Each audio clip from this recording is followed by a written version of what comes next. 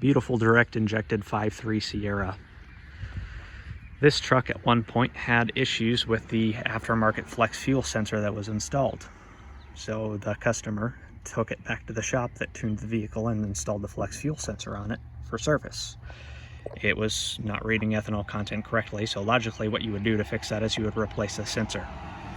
After he had taken it to that shop to be repaired and corrected, it drove and it ran okay, it made power, but you know, something wasn't quite right and he didn't know what was going on.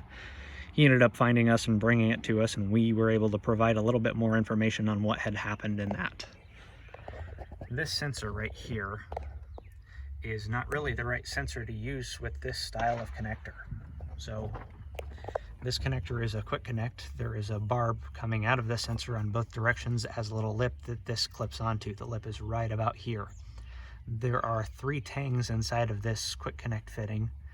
2 are plastic, 1 is metal. And to release those and get the sensor off, you've got to be able to slip a tool like this onto the fuel line in here to release it. So with the sensor body getting this close to the fitting, you're not able to actually get one of these in there to release the fitting. So what happened was they went to service the vehicle, take the sensor off, and they couldn't. So the quickest thing they could do was lie to the ECU and tell it that it had a little more airflow so that it would inject more fuel for the ethanol content that the sensor was no longer reading. When you add more airflow, that adds more torque. And when you add more torque, the truck doesn't drive right because it does not really make the torque that it thinks it makes. So the real solution for this was to use the right sensor in the first place. They have a Continental sensor that's probably about this long. It has extra room on the barbs so that you can actually get a tool in there and release them.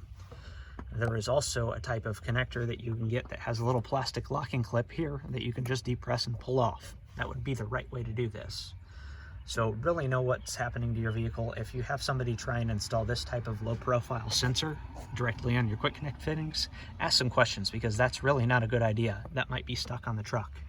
This fuel line that goes to the back, that runs halfway down the truck and it's bundled with the evap lines. So if you're going to actually correct this, you're going to have to unhook both ends of the fuel lines right here where you can get a quick connect release tool in, and down under the truck where it hooks up to the fuel line.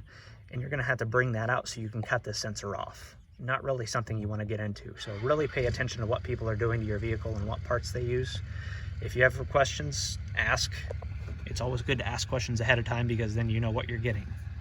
This connector on here, this isn't even the right connector. They had to grind down the sides of the terminals so that it would slide onto this fitting. We don't have any termination on the wire loom going into it. Not even really automotive grade wire. Look at that. Flexible like a rope. The ground connector just hooked up to this bulkhead, and if you follow the power wire around, look at this. Not even a fuse tap. I hate fuse taps, but you know, they're better than this. So know what you're going for, know what people are doing to your vehicle. Best thing you can do is understand what's happening, and then you can avoid this situation.